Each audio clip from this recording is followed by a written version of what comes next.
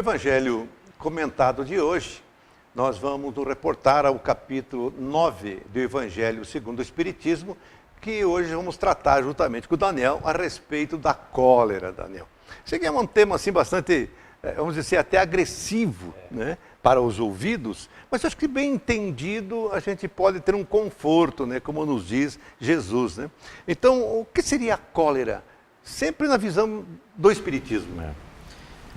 A cólera ainda é um dos traços que nos caracterizam as imperfeições e a brutalidade que demarcou em épocas remotas, ou mais ou menos remotas, as nossas reencarnações. É, sem dúvida nenhuma, ainda a força da própria animalidade que trazemos na vida presente, né?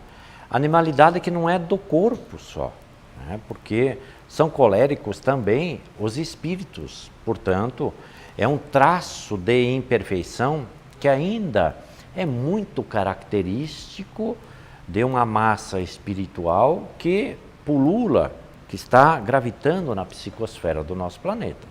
Então nós poderíamos dizer, à luz da doutrina espírita, que sem dúvida nenhuma é um traço de imperfeição espiritual, que ainda em alguns é maior ou menor, mas que em todos se caracteriza como sendo alguns pontos do nosso passado mais ou menos remoto. E aonde que a gente pode encontrar, Daniel, sim, a verdadeira causa da cólera? A causa da cólera muitas vezes está na sanha pelo poder, né? Na vontade de submeter as outras pessoas, nesse instinto bélico que caracteriza, às vezes até, muitas nações, né? Enfim, é ainda um dos traços que nutrem, o que caracterizam muitos povos. E, de maneira geral, todos nós trazemos porções maiores ou menores de cólera, de tal forma que, sem fazer de forma nenhuma aqui, e fazemos toda a reserva em relação à questão, que ainda há muitos espíritos que reencarnarão e estão encarnados presentemente, que trazem mutilações no seu corpo físico por conta de terem sido coléricos no passado, né? Então, mutilações que muitas vezes impedem qualquer ação de ordem física. Mais uma vez, abrimos um parênteses aqui, não apontamos dedos acusadores para quem quer que seja, mas notemos o Evangelho de Jesus quando ele fala dos escândalos. Se a vossa mão é motivo de escândalo, arrancai, cortai-a fora, enfim, todo aquele texto belíssimo do Evangelho que fala-nos exatamente da ação de rebote da lei divina de causa e de efeito em cima das nossas necessidades de reparação quando do processo reencarnatório. Qual seria, assim, na sua avaliação, Daniel, o maior prejuízo de que a cólera poderia trazer ao ser humano? Vivemos no Brasil, Valdecir, uma verdadeira epidemia colérica, muitas vezes silenciosa, né? Por que silenciosa? Porque muitas criaturas, crianças, jovens, idosos, adultos, são agredidos no âmbito dos seus lares, às vezes pelos pais, pelos companheiros, pelos filhos, das mais diferentes ordens. Isto é uma expressão da sanha que vivemos espiritualmente no campo da manifestação da violência. Nós somos ainda, muitas vezes, coléricos no nosso proceder. Basta que alguém, às vezes, no trânsito, faça uma manobra que coloque, eventualmente, em risco ou crie alguma dificuldade, para ver como os nossos ímpetos coléricos ressurgem das sombras, né? Que a psicologia descreve muito bem esses fenômenos, né? Então, nenhum de nós pode se afirmar ainda absolutamente pacificados, né? É verdade que há demonstrações extraordinárias no campo da paz. Divaldo Pereira Franco tem perambulado pelo Brasil com esse movimento extraordinário, como sendo o embaixador da paz, um movimento chamado Você e a Paz, né? Ele verdadeiramente é um dos apóstolos hoje da paz no mundo, né? Outras criaturas pontuaram também nesse... O grande espírito, Mahatma Gandhi, era uma das criaturas que preconizava a não violência, ou seja, havia debelado já no seu interior as porções mais expressivas da cólera. Mas ainda há no Brasil e fora do Brasil, no planeta Terra de maneira geral, no mundo espiritual ou no corpo físico, né? Muita cólera que se expressa das mais diferentes formas, né? Porque a manifestação da violência, ela tem facetas diferentes, né? A gente não pode aqui rotular, é isso só violência, não. Há muita violência ainda no planeta Terra. Agora, você falava que muita da cólera, ela se manifesta silenciosamente, né? Às vezes, sim. Qual seria, Daniel, sim, um dos sintomas para que te pudesse não notar nos outros, mas em nós mesmos, que nós estamos acometidos ou vivendo o sistema colérico? Jesus, sempre ele, traça-nos exatamente o paralelo entre aquilo que nós devemos fazer aos outros como base daquilo que nós desejamos para nós. É de se perguntar, né, se alguém fizesse aquilo que eu faço para o outro, fizesse para mim, eu gostaria ou não gostaria? Se alguém me agredisse com violência, eu gostaria ou não gostaria, né? Como dissemos, a violência ela tem múltiplas facetas. Então, é de nós nos perguntarmos, né? Porque às vezes a gente fala da cólera como sendo aquela explosão de violência. Às vezes a violência ela é surda, né? Mas ela não deixa de ser violenta. Então, a cólera ela tem diversas manifestações.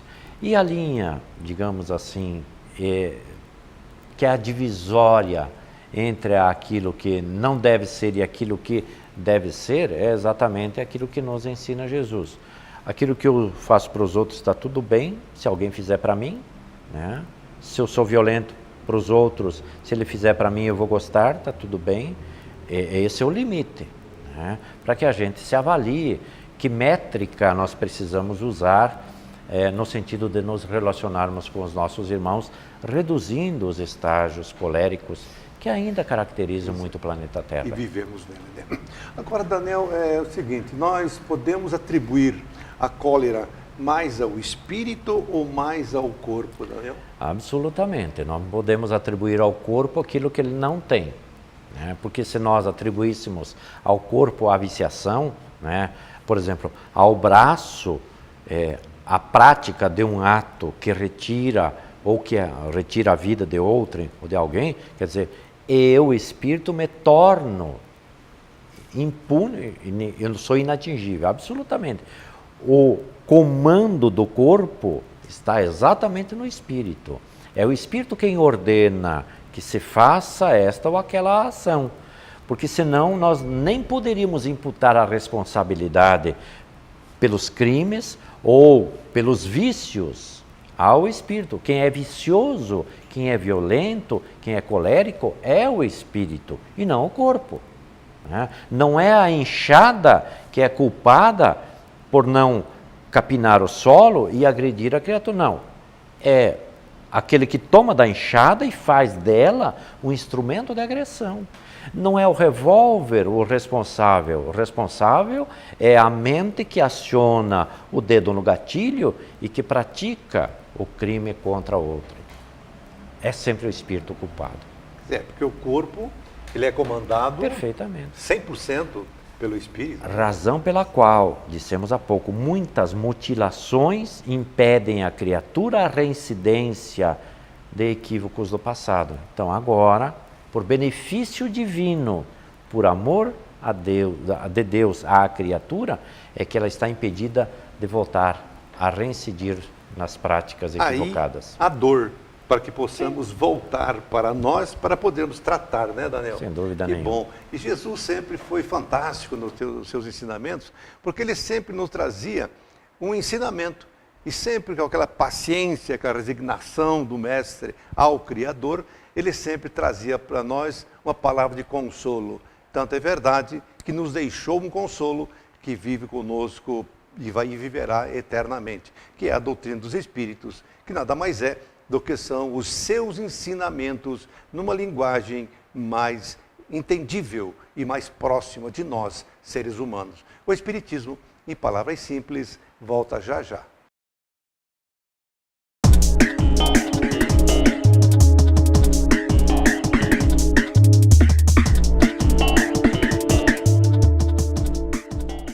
Olá, bem-vindos ao quadro Espírito Jovem. Nesse quadro nós abordamos temas relacionados mais diretamente à educação. Mas a educação é um tema bastante abrangente. Então a educação espírita, a evangelização, do ponto de vista de quem aplica a educação, os evangelizadores, os professores, os educadores. Como educadores são também os pais, as mães, responsáveis pelas crianças, pelos jovens. Quando nós pensamos que educação também é aplicada a nós mesmos, a chamada autoeducação, nós temos, portanto, um conjunto de reflexões, situações que a doutrina espírita consoladora nos ensina, nos mostra um caminho, um rumo, para que a gente possa seguir.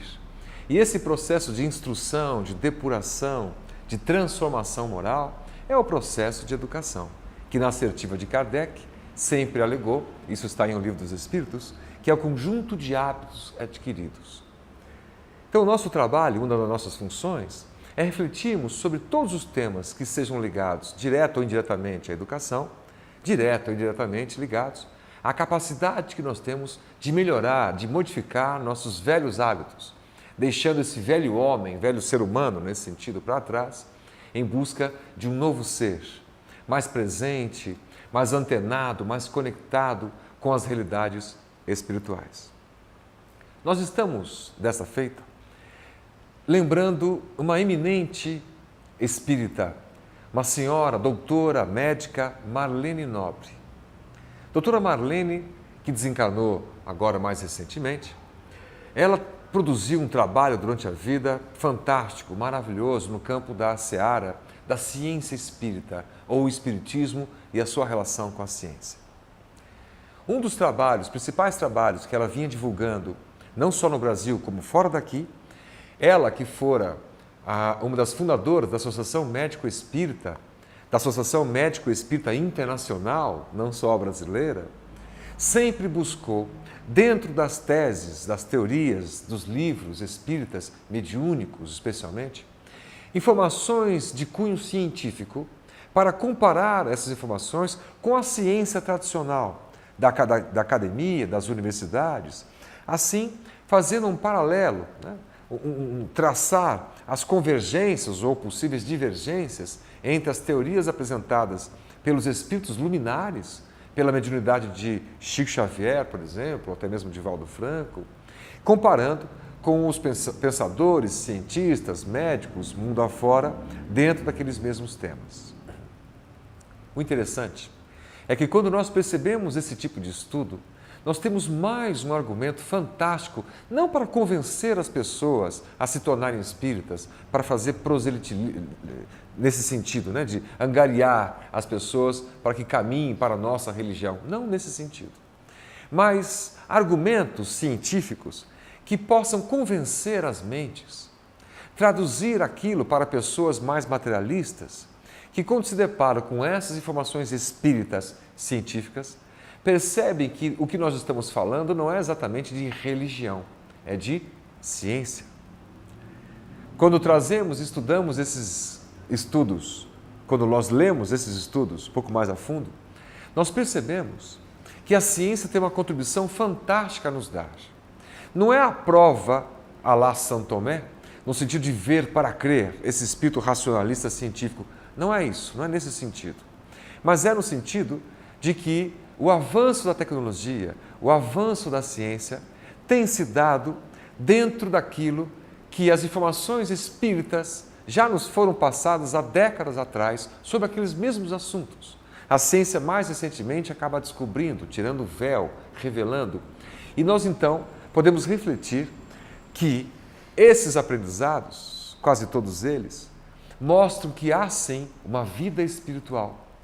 Há uma consciência imaterial, que não é o cérebro, não é o corpo. Então a sede das nossas emoções, as nossas ações, reações, não são objetos de derivações do próprio cérebro em si, ele como um órgão específico, físico. São muito antes do que os cientistas chamam de mente, ou de que os espíritas chamam de espírito ou alma. É dele que emanam as emoções, as decisões mais importantes da vida. O cérebro é um grande tradutor desses sentimentos e jorra para o corpo todo um conjunto de enzimas, de hormônios que o próprio corpo produz, mas que são reações das emoções que nós agasalhamos, das emoções que nós sentimos, gostamos de sentir, dos hábitos emotivos que nós temos e vamos criando ao longo do tempo. Assim, num exemplo mais prático, doutora Marlene Nobre, em homenagem a ela, falamos, cita um estudo feito por 4 médicos da Associação Médico Espírita Brasileira e que fora publicado recentemente numa das maiores revistas científicas do mundo, uma revista de neurologia e endocrinologia americana. O resultado desse artigo científico publicado por esses médicos espíritas foi aceito por tal revista e hoje faz parte do banco de dados de saúde americano. O artigo foi escrito sobre o quê? Esses médicos pegaram uma obra de Chico Xavier, médium, escrita pelo espírito André Luiz em 1945. Já se vão 6 ou 7 décadas atrás. Nessa obra, Missionários da Luz, em 2 capítulos especificamente, André Luiz, com o espírito investigativo que ele mesmo tinha enquanto espírito, descreve uma novidade para a ciência da época. Ele fala da glândula pineal. Essa glândula pineal, que seria a sede da alma. Ele escreve em 1945 que essa glândula é a sede das emoções, responsável pelas emoções. É a glândula da vida mental ou da vida espiritual. O interessante é que André Luiz comenta que essa glândula é por demais importante para as nossas emoções, tudo aquilo que sentimos, tristezas, alegrias, depressões, ansiedades, felicidades, ânimo, desânimo. Veja que são situações das mais importantes no dia a dia. Elas determinam o nosso bem-estar, determinam como somos ou quem somos exatamente. Mas a ciência, naquela época, em 1945, sabia sobre a glândula pineal apenas o seguinte: é uma glândula que é importante numa fase da juventude, na puberdade, e tão apenas isso. A diferença do que a ciência tradicional, acadêmica, sabia na época sobre essa glândula e as informações trazidas por André Luiz é de tal ordem que até hoje a ciência descobre, revela pequenas situações em relação à glândula pineal que estão de acordo com o que André Luiz, espírito, escrevera lá em 1945. A própria doutora Marlene Nobre vai dando esses exemplos.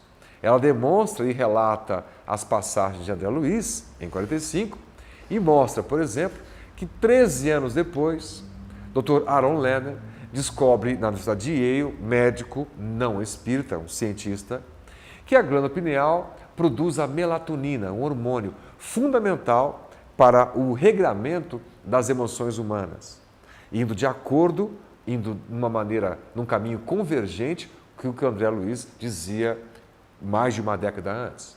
E assim, sucessivamente.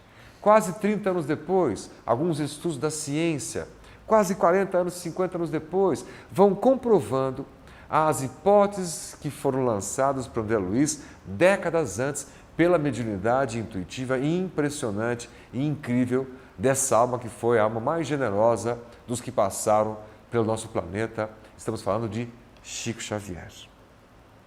E quando nós entendemos pela literatura espírita, comprovada de quando em quando pela ciência moderna, laboratorial, nós vamos percebendo o resultado disso. Moral da história: as emoções têm como sede a nossa consciência, não é o cérebro. Ela é imaterial. Portanto, nós, cada um de nós, somos os responsáveis pelos nossos estados de tristeza ou de alegria. É uma escolha nossa, é uma decisão nossa. O cérebro poderoso e todos os órgãos a ele ligados são o reflexo dessa condição espiritual. A sede da nossa alma no corpo, a glândula pineal, responsável pelo conjunto de emoções, são nós, nossa intimidade, nosso self. Sou eu quem produzo minhas emoções. Não posso culpar um terceiro, que é o meu cérebro agindo, desejando e causando em mim um conjunto de emoções melhores ou piores. Não, não. Decisão nossa de foro íntimo. Então, nós podemos tomar o controle sobre as nossas decisões, sobre as nossas emoções, amando e fazendo bem. Começando por aí.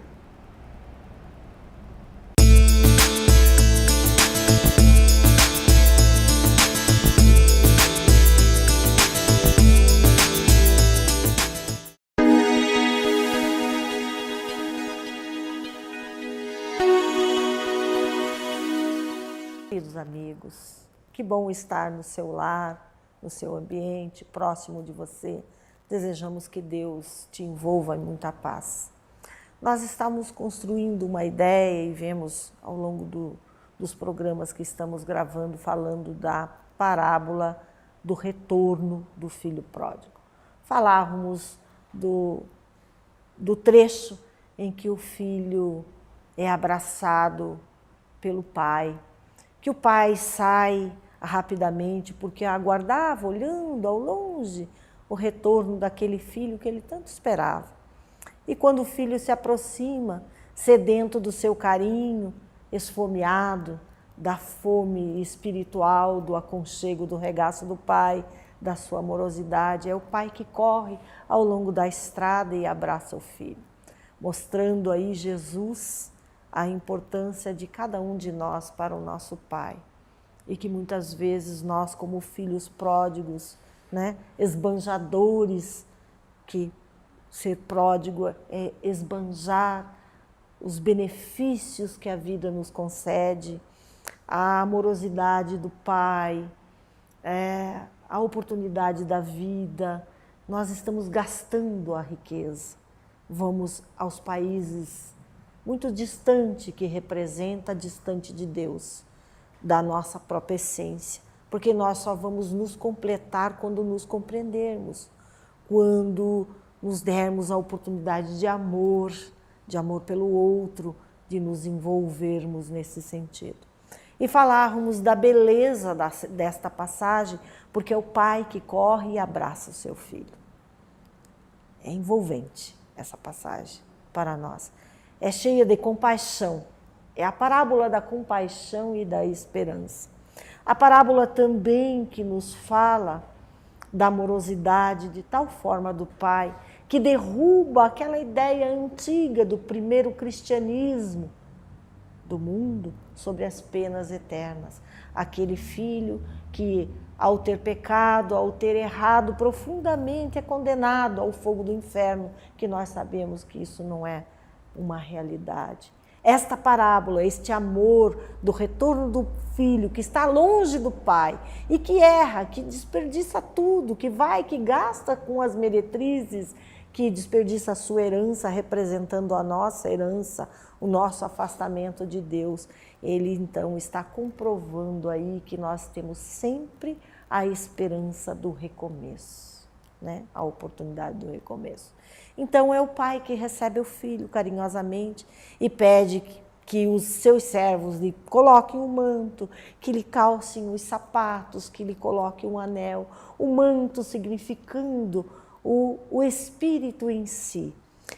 Na época, as pessoas que andavam descalços Eram os escravos que não podiam ter sapato. Para os judeus, quando ele narrava essa parábola para aqueles que o criticavam, que no começo nós falamos assim, que diziam que ele falava, ia, visitava e estava com gente de má vida, então representava o significado daquele que havia errado aos olhos da vida humana, que seriam os pecadores no entendimento das pessoas, mas que o Pai lhe dignificava. Coloque-lhe o anel. O anel apresentava não só a dignificação da criatura humana, mas a aliança dele com o Pai, a aliança nossa com o Pai. O que representa a aliança nossa com o Pai? O que representa o nosso retorno à casa do Pai? O que representa o nosso voltar os olhos para a nossa vida e nos darmos a oportunidade de entendermos em essência o que somos. O que representa estarmos com Deus, o que representa termos a certeza da construção do bem hoje e do florescer e da sementeira e da colheita desse bem amanhã.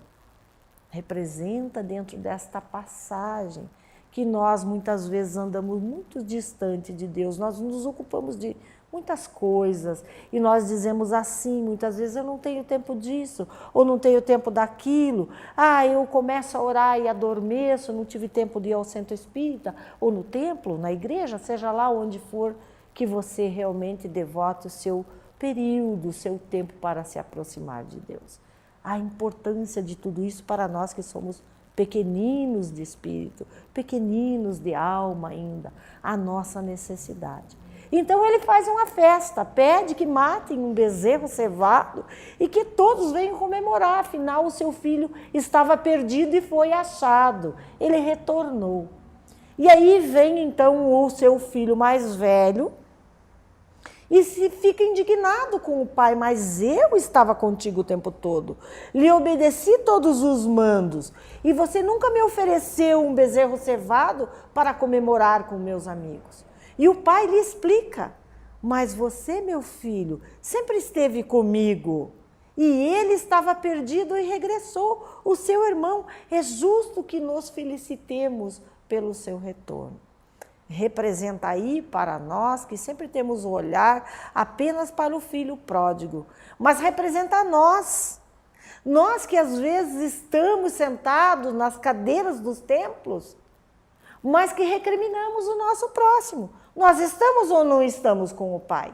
Se estamos com o Pai, justo é que a nossa medida parca, pequena, de justiça seja se felicitar. Afinal, um que estava desviado, desgarrado, sofrendo as agruras do mundo, retornou ao Pai. E se nós somos o seguidor do Pai, se tivemos o tempo todo próximo dele, nos felicitamos com ele. Então mostra o egoísmo da criatura humana. Ou então, quem sabe aquela profissão de fé que muitas vezes nós temos, infelizmente, como uma máscara. Muitas vezes não é de coração, nós não vivemos esse evangelho, porque nós precisamos vivê-lo. E quando nós passamos a viver o evangelho, o egoísmo tem a tendência a desaparecer de nossas vidas, porque aí nós vamos nos sentir realmente felizes, porque realmente um que estava perdido retornou à casa do Pai, embora tenha desperdiçado a sua herança, embora nós tenhamos ficado com a nossa herança e trabalhado por ela. Mas veja como demonstra o egoísmo. Então, um que se distancia e o outro que aparentemente exercita a proximidade com o Pai, mas não tem a capacidade de se felicitar com o retorno do irmão que estava afastado da família. São reflexões para nós pensarmos. Pensemos nisso. Muita paz, amigo.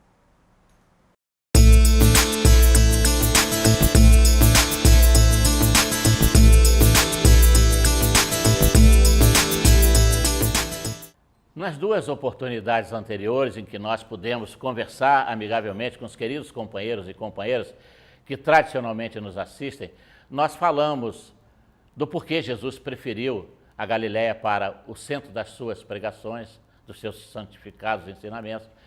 E falamos que Jesus se aproveitou daquele ambiente notável para nos dar o Sermão da Montanha, e uma das mais importantes parábolas, se não a mais importante na minha conceituação, que foi a parábola do semeador. E nós mostramos que Jesus fez referência à parábola do semeador, mostrando que existem diferenciados níveis de comportamento no formato humano, no comportamento nosso, da nossa sociedade, no campo da ligação com o Criador. Daqueles que buscam Deus, que amam Deus, que respeitam Deus, que buscam seguir suas leis, aqueles que falam de Deus, mas não vivem. E Jesus, então, nos mostrou a parábola do semeador exatamente para caracterizar essas diferenças. As sementes que caíram na beira da estrada, que morreram, as sementes que caíram na estrada, que germinaram, mas acabaram por morrer por falta de condições de fertilidade.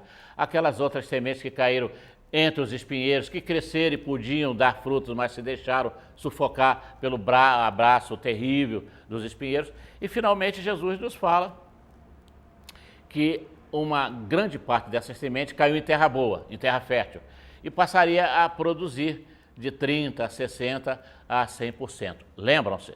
Muito bem, eu sempre falo um pouquinho, repetindo, porque há pessoas que assistem um programa e não assistem outro. Eu não quero que ninguém se sinta pegando o bonde andando.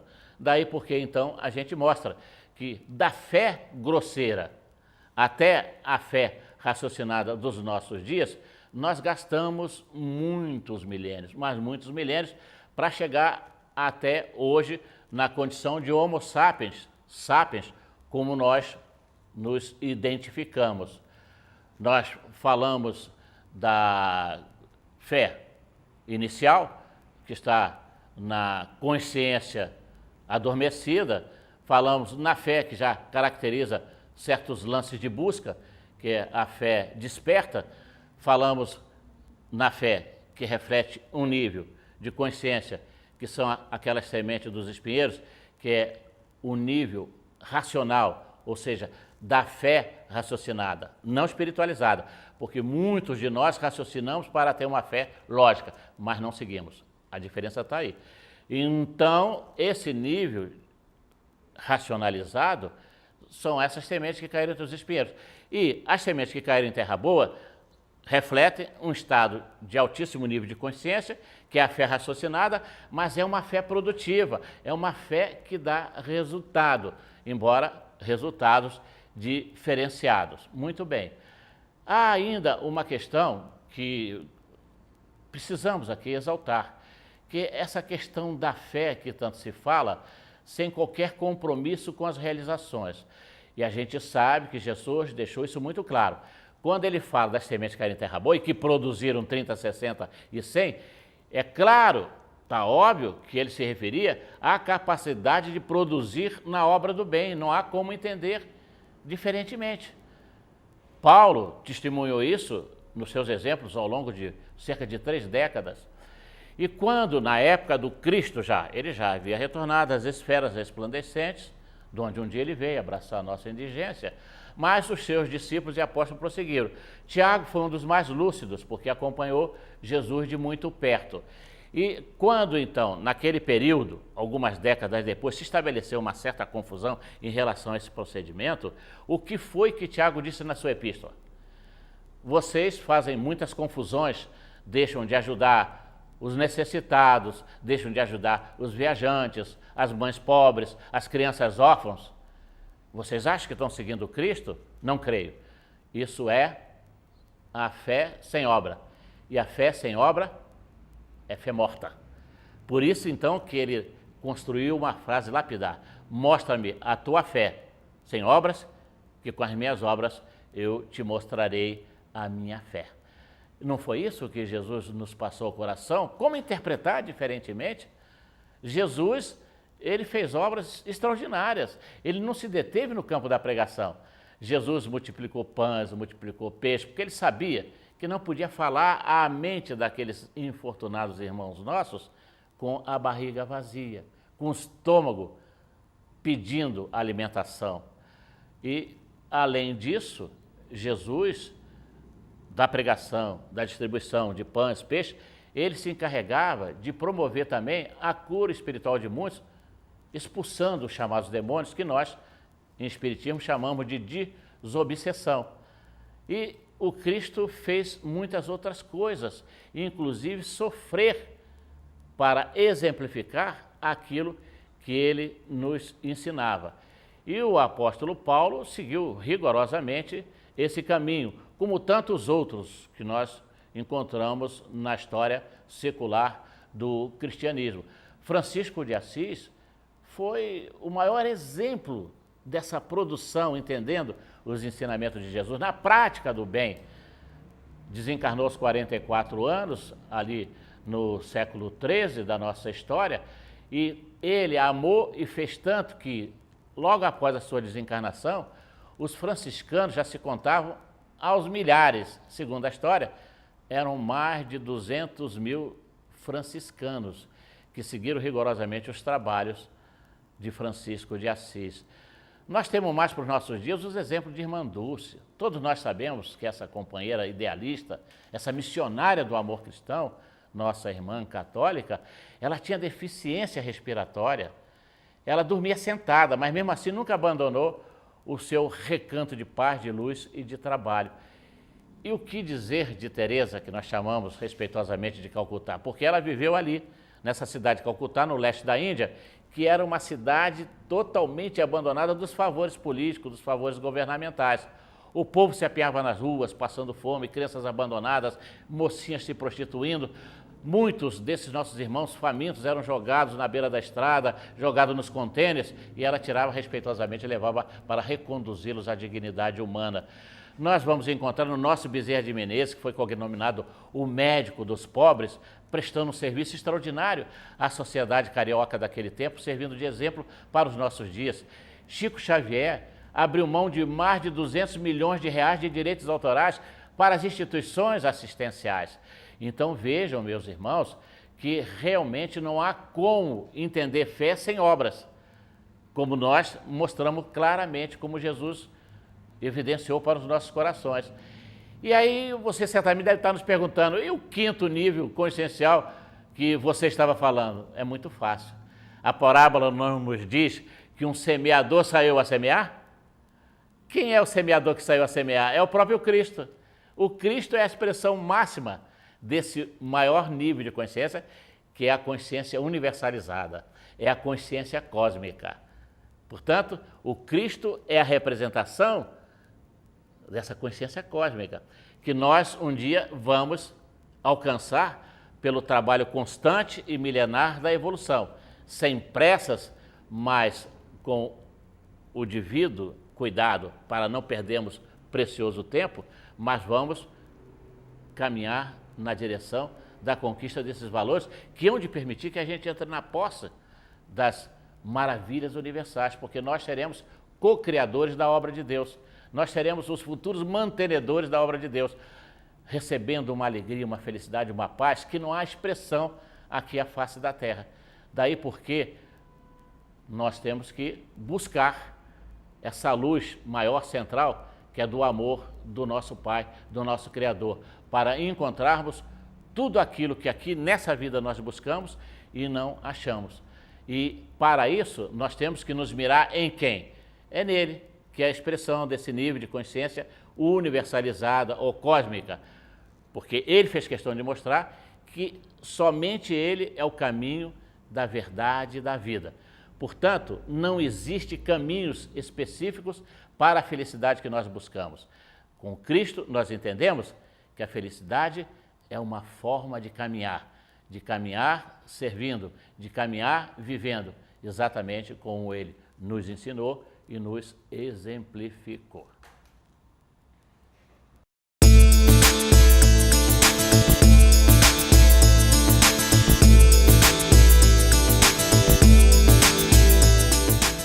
Prezado amigo telespectador, estamos de volta com o quadro Em Torno da Mediunidade.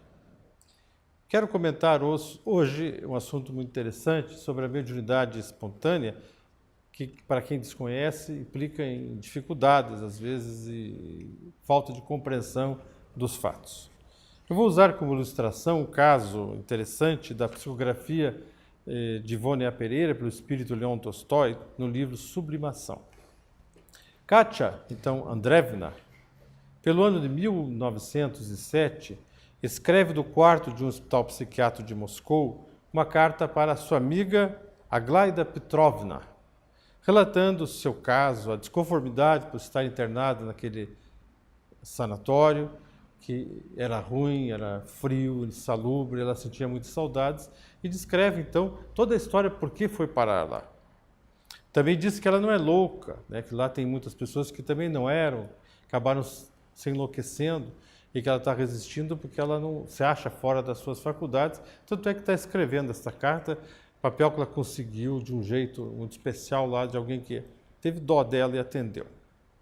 Explica a amiga como foi parar na instituição, de fato, e é o caso que eu vou brevemente aqui relatar.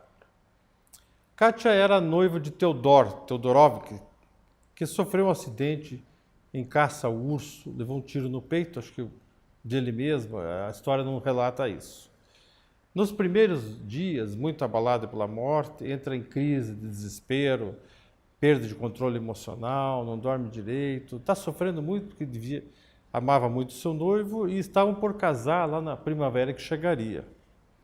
Diz que não dormia, não comia, esquecia até das orações em busca de proteção a si próprio. Estava bem emocionalmente abalada. Passam mais ou menos 30 dias, né? Ela consegue finalmente adormecer por uns tempos, mas não por muito. Diz ela que meia hora de sono, no máximo, mais ou menos, nessa faixa, ela viu despertada pelos gritos de Teodoro lhe chamando, do seu noivo desencarnado. Ele dizia a ela que havia sido enterrado vivo, porque eu supunho morto, ele estava apenas adormecido e pedia socorro para que o retirassem da tumba, que o salvasse de lá.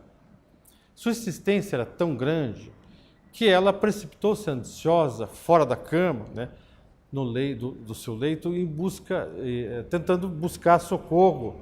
E começou, então, a fazer um alarde geral na casa, falando, provavelmente, que o noivo estava enterrado vivo e assim por diante, comentando a história. A família, de qualquer forma, fica assustada, né? Não deixa ela sair de madrugada fria, né, para o cemitério, a contém. A mãe entra em oração para Jesus, pedindo que a salve da loucura. O pai sai pela rua atormentado, dizendo que a filha está delirando, à busca de um médico, mesmo naquelas horas da madrugada. Daí Katya procura se acalmar. Quando a vigilância cede, ela sai sorrateira, monta a charrete com os cavalos brancos. A história é bem descrita, é bonita de ver a psicografia da Ivone. Pega uma enxada, uma pá e uma picareta e vai em direção ao cemitério, né?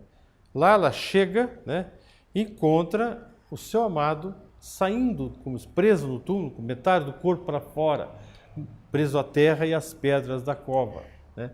Fala com ela, pede, né, socorre-me, me salva deste sufoco, estou vivo, minha amada, sou teu, não me reconheces? Coloca questões dessa natureza, né? Ela afirma que sim e faz um esforço muito grande, né, para salvá-lo, para desenterrá-lo.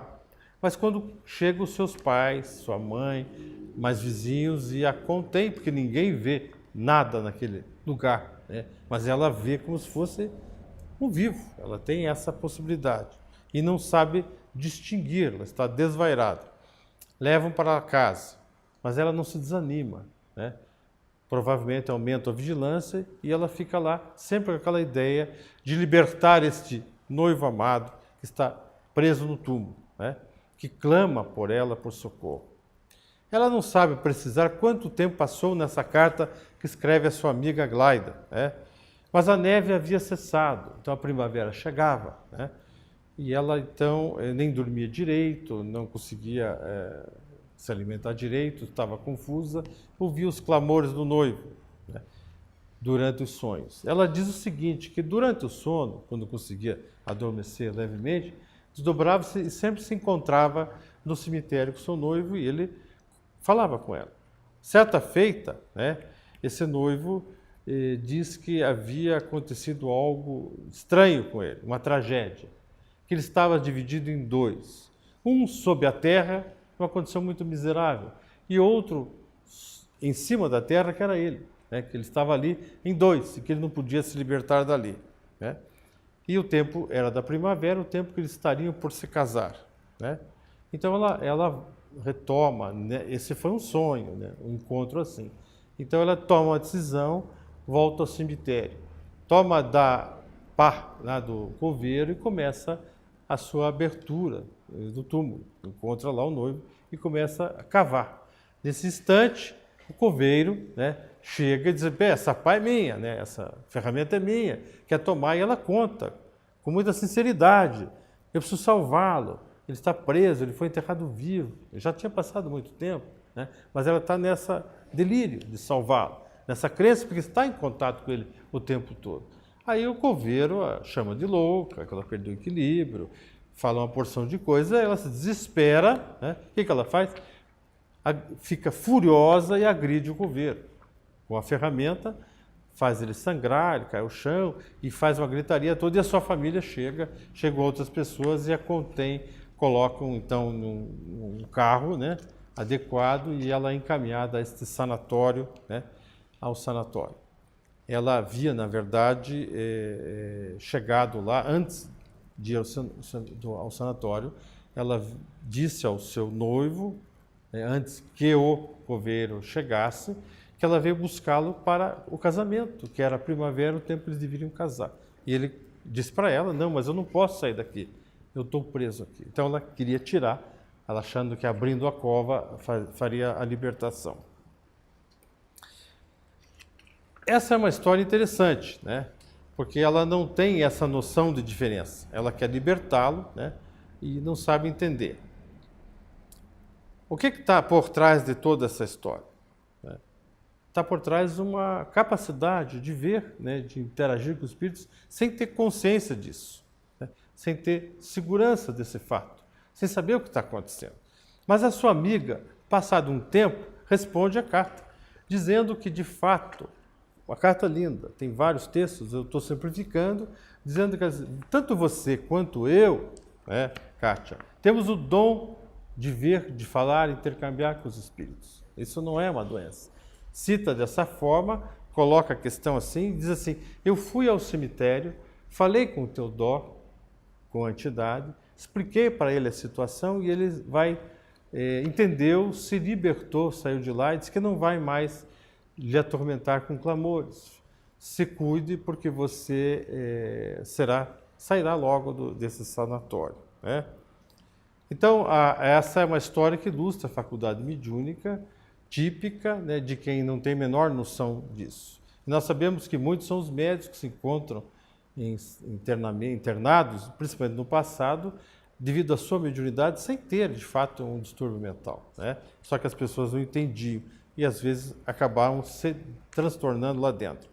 Se você tem dúvidas de conhecer a doutrina espírita, quer conhecer melhor a mediunidade, procure as informações, as orientações que a doutrina espírita lhe oferece. Ela tem todo um arcabouço, todo um material profundo que lhe ajuda a entender, que lhe ajuda a compreender melhor uma história como essa, né? Interessante, motiva, né, que a gente fica apaixonado por lê-la, né? Pense sobre isso. Por horas nós ficamos por aqui. Eu sempre recomendo que você fique ligado nesse programa todos os sábados e nos outros dias, naturalmente, que esse programa passe, porque sempre é uma escolha salutar, inteligente, que abre a sua visão para a vida do espírito. Tchau.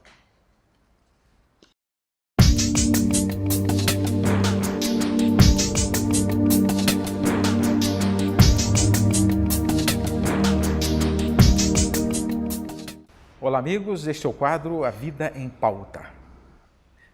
No programa anterior, nós falamos sobre a grandeza de Deus e a forma de expandirmos esta grandeza de Deus, já que Deus é imutável.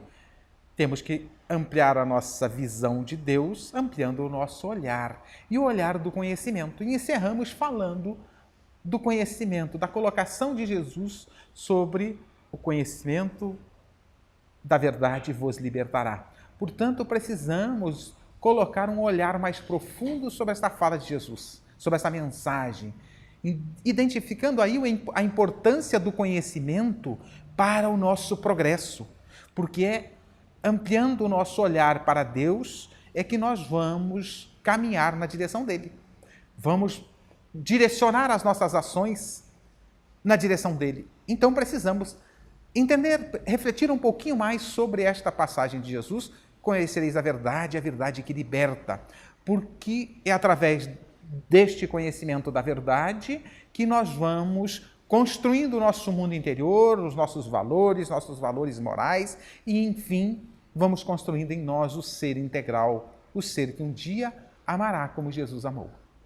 Portanto, precisamos estabelecer uma reflexão mais profunda sobre a importância de conhecer a verdade.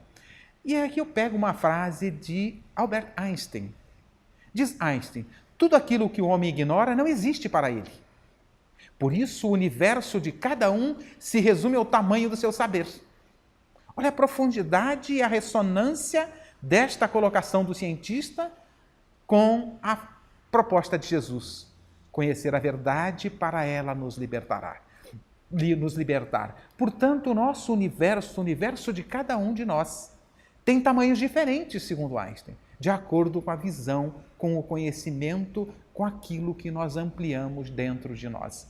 Então, precisamos buscar um entendimento mais profundo sobre a verdade para compreender este ensinamento de Jesus. Como todos os ensinamentos de Jesus, eu me atrevo a dizer que nós não conhecemos na sua integral profundidade, porque à medida em que vamos aprofundando e vamos crescendo com ele, nós vamos percebendo a grandeza do ensinamento de Jesus. E nesta passagem, temos que compreender um pouquinho mais, nesta passagem sobre o conhecimento, um pouquinho mais. Para empreendermos ações na vida, nós precisamos, em qualquer área, do conhecimento.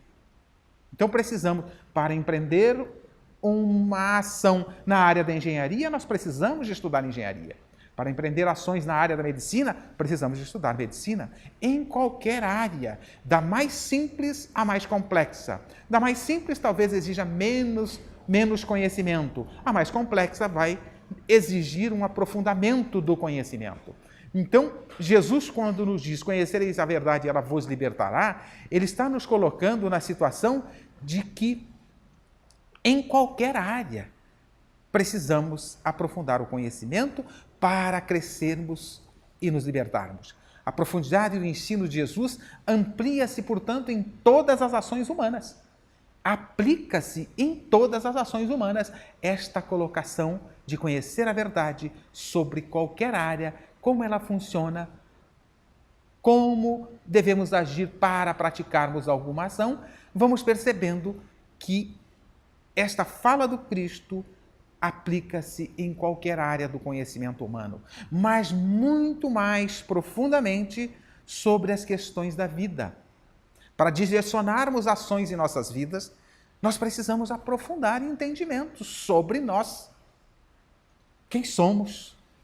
E temos falado insistentemente nessa importância destas questões respondidas. Quem somos, de onde viemos, para onde vamos? Isto tudo vai nos dar condições de empreendermos ações em nossas vidas mais coerente com os objetivos da vida, que é o crescimento, o progresso, o desenvolvimento do ser integral, o ser que ama. Então, conhecereis a verdade e ela vos libertará. Liberta de quê? Para início de conversa, da ignorância. Quando conhecemos algumas coisas e ampliamos o nosso conhecimento, nós ficamos menos ignorantes. Na fala de Einstein, nós ampliamos o tamanho do nosso universo. Liberta da inabilidade de fazermos algumas coisas, passamos a adquirir habilidade pelo conhecimento na prática de algumas coisas. Mas liberta na vida também de algumas necessidades que não são importantes, que nos levam a angústias, tormentos. Dedicamos a vida, às vezes, a algumas coisas que não são as mais importantes, necessárias às vezes, mas não as mais importantes. Precisamos qualificar as necessidades e é o conhecimento mais profundo da vida que irá nos colocar em condições de qualificar quais são as verdadeiras necessidades. Tem uma colocação de Jesus que nos diz: e o que tens ajuntado, para quem será? Para entendermos o que temos ajuntado e para quem fica, temos que ampliar o estudo do que verdadeiramente é importante e necessário. Então, nós temos que caminhar na direção das verdadeiras necessidades. Temos necessidades materiais? Temos. Estamos no corpo físico e o corpo necessita de conforto, abrigo, segurança, nutrição e assim por diante. Mas estas necessidades materiais, elas são importantes enquanto estamos presos ao corpo físico. Ao desencarnarmos e deixarmos o corpo, estas necessidades não são mais importantes. E quais são importantes? Aí nós temos que ampliar o nosso estudo da finalidade de estarmos aqui na Terra.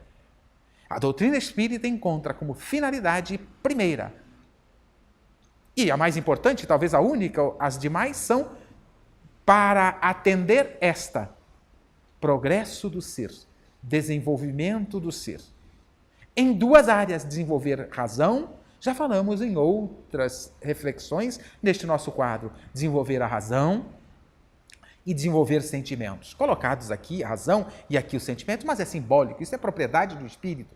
Quem desenvolve, quem pensa é o espírito e quem sente é o espírito. Então nós temos que entender que se estamos aqui com esta finalidade, é isto que levamos para a eternidade.